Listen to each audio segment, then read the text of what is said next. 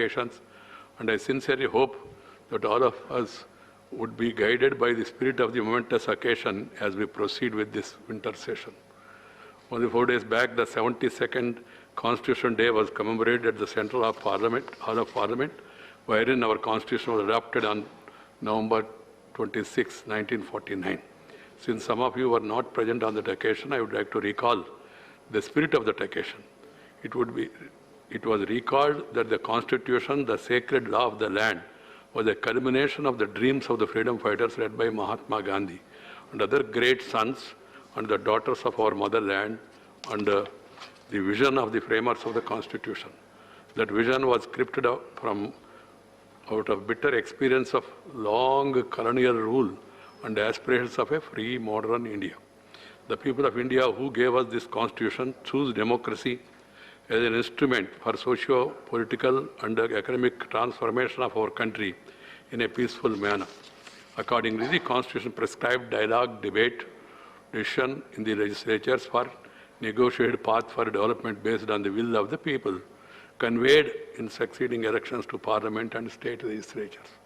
All that I would like to emphasize on this solemn occasion is that we need to be guided by the philosophy of the provisions of the Constitution that determine the architecture of our democracy instead of negating it on some pretext or other. I urge all of you to make the best of the 19 sittings scheduled during this session. Honorable members, the bitter and unpleasant experience in the last monsoon session still continue to haunt most of us. About 70% of the valuable time of this August House was lost due to disruptions and incidents of unruly conduct by some members during the last forgettable session, at the end of which there were no winners. All the sections of this August House ended up losers, and was so the country. Should we not draw right lessons from such unpleasant experience that entail huge cost to democracy, besides leaving a bitter pill in the mouths of the people of our country who have pinned high hopes on the legislature and their chosen representatives? I leave it to your wisdom. This August House was conceived as an assembly of wise men who would let the heat and passions of the movement pass by before making the laws in calm and sincere and serene atmosphere. The Treasury benches wanted a detailed inquiry into the conduct of some members during the final 2 days of the last turbulent session. I have tried to reach out the leaders of various parties. Some of them made it clear that their members would not be a party to any such inquiry. Some leaders, however, expressed concern over the way functioning of the House was derailed during the last session and condemned the unruly incidents. I, on my part, was expecting and waiting the leading lights of this August House to take lead in expressing their outrage over what has happened during the last session with the assurance of introspection and spirited efforts to prevent recurrence of such incidents. Such assurance by all concerned would have helped me in appropriately handling the matter, but unfortunately it was not to be. Honorable members, I would like to, now it is customary, I would like to inform you that all the 8 department-related Parliamentary Standing Committee of Rajya Sabha have held a total of 21 meetings in the national capital since their reconstitution last month. They met for a total 39 hours, 33 minutes, which comes out to an average duration of 1 hour and 53 minutes per meeting. The average duration slipped below 2 hours as the meetings since the new committee held quite a few introductory meetings and to discuss the agenda for future.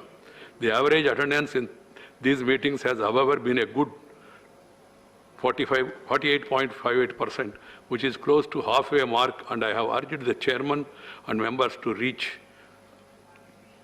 to the members. I am happy to note that the efforts of in this regard, and I compliment the chairmen of the Standing Committee for the same, and also members. The Committee on Transport, Tourism and Culture held 4 meetings with the best average duration of 2 hours 48 minutes per meeting, besides average attendance of 51.61%.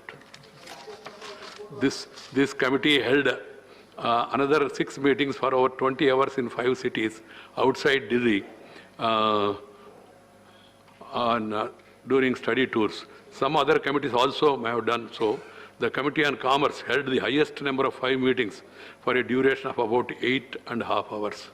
I am glad to know that the share with all of you that the Committee on Education, Women, Child, Youth Affairs, and sports interacted at length with the 9th class student from Haryana, while examining the issue of reforms in content and design of textbooks. This is good evidence of reaching out to the stakeholders for effective feedback and for informed reporting on the subject chosen for the examination of the committees. This stakeholder consultation before the committees on a separate pedestal, they keep committees on a separate pedestal in aid of the Parliament. Honorable members, this is the fourth session, full session of this House to be held under COVID-19 protocol, which is the same as during the previous session. It is because the continuing challenge of the coronavirus and rising cases being reported from different parts of the world. Emerging new strains are posing a challenge, and we should not lower the guard. This August House would be happy to take note that the vaccination is going on at a fast pace in our country. Over 120 crore doses of vaccine have so far been administered, with 80% of the eligible people having got at least one dose. It is heartening to note that those who got the required 2 doses have outnumbered those who got only 1 dose recently. This House compliments the central government, state governments, and all the other stakeholders, medical staff, Anganwadi, and other grassroots level workers for their spirited efforts in this regard. All of them, they deserve compliments. Elected representatives, members of Parliament, should continue to work with the people. I urge upon all my members of Rajya Sabha, you have a larger constituency. Please effectively take up campaign to see that everyone in your area is vaccinated. And ensuring COVID appropriate behavior till battle against this virus is finally won. All of you would be aware, Sansad TV has been launched on 15th September this year by merging RSTV and LSTV. I urge all of you to take active part in different programs of the channel and also provide feedback and suggestions on the content and quality of the programs. You can make good use of social media platforms of Sansad TV to reach out to wider audience, especially in engaging youth with various dimensions of our democracy and developmental efforts. Together, we have gone through the highs and lows during the 11th session over the last 4 years. It was a revealing experience for all of us, in the light of which I look forward to a new normal marked by decency and decorum in the House. The way forward is to opt for a dialogue and debate, then disrupt. Each one of you can raise any issue in an appropriate manner and unequivocally express your point of view on any issue, if only we can create space for that instead of din in the House. I have already suggested to the government also yesterday, and also to others, the government should try to reach the opposition to the maximum possible extent and also take them into confidence of the legislation they intend to take, and also the rationale behind the legislations, and the opposition also must understand it in that right spirit, and then both of us must move on. There is a certain scope for the kind of democratic and parliamentary space with collective will. For doing so, we need to remind ourselves of the mandate of our sacred constitution and the responsibility cast upon us, you as the lawmakers under it.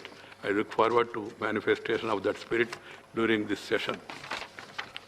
Honorable members, may I kindly take note that due to corona pandemic, the normal seating arrangement with fixed seat division numbers have been dispersed with. This session also was done as in the previous session. Members will be seated in Rajya Sabha chamber and galleries. The number of seats for each party at both places have been fixed as per the numerical strength for allocation amongst the members by the respective parties. Seats earmarked for the parties' groups have already been communicated to their respective leaders. While every member seated in Rajya Sabha chamber will have a sound console with microphone on the allotted seat, some of the members sitting in the galleries may not find the microphone and the sound console system on their seats. However, in order to facilitate their participation in proceedings, one seat in each gallery has been kept vacant, to which these members can come and speak when called by the chair. Members who are sitting in the galleries, when called to speak, may first identify them by raising their hands and also announcing the place, the gallery number, where they are speaking before taking part in the discussion, so that they could be identified easily. For the sake of reaching out to people through proper voice, members are also permitted to speak while sitting. This is not done normally, but being followed since the 252nd session in view of the staggered seating arrangements. Papers to be laid on the table. Secretary General. Permission, I rise to lay on the table a statement both in English and Hindi showing the bills passed by the Houses of Parliament during the 254th session of Rajya Sabha and assented to by the President. Sri V. Muralidharan. Chairman, sir, with your permission, I rise to lay on the table of the House the papers listed against by name. My name at serial number 2 in today's list of business. Petition praying to conserve and revitalize the dying rivers across the country. Sri Subhash Chandra Singh. And I have already called him. Kesarav. Sir, with your kind permission, I rise to present to the House a petition signed by Sri Vibhodendra Pratap Das, President Odisha Krushak Mahasangh, and Sri Manas Ranjan Sahu, President Seva Samiti, resident of Bhubaneswar, Odisha, praying to conserve and revitalize the dying river across the country. Members, I have to inform that I had received a letter dated 15th September 2021 from Mrs. Arpita Ghosh, member representing the state of West Bengal, resigning her seat in the Rajya Sabha. I have discussed with her and have convinced that it is given of her will and consent. So I have accepted her resignation with effect from the 15th September 2021. Questions? Questions? I have not permitted 267 notices. I urge the members, time is very limited, please.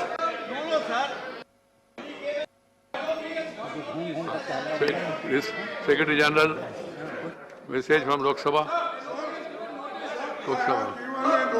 I have not accepted, I have already told. All of you, please sit down. Sir, with your kind permission, I rise to report that the Lok Sabha at its sitting I have not accepted held on that 29th November 21 notice under 267. I have already made very passed clear. the Farm Laws Repeal Bill to 2021. I lay a copy of the bill on the table. Kesharov. Notice. If it is rejected or not, no, sir. It will be known to me. I gave a notice of adjournment for the sake of the honorable members, please. I would like to inform you, I have already stated last time also, the notices which are not admitted are not going to be read. If you want it, I will read. Sri Mallikarjun Kharge demand to resolve issues related to farmers. That is the notice on 26th.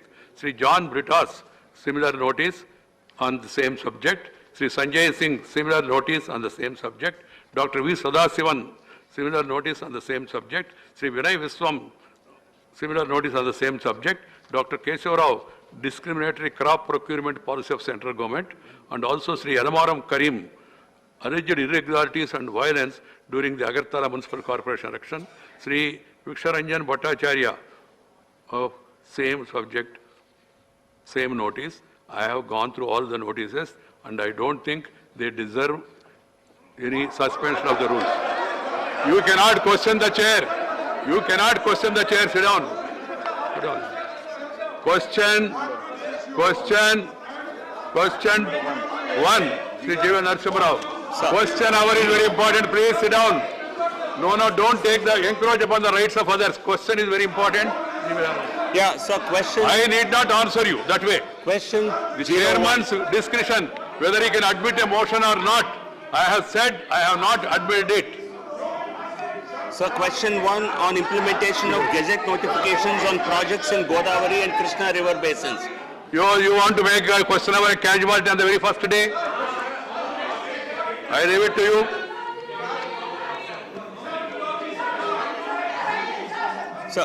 Sir, question 01. The answer is laid on the table, sir. I have told you.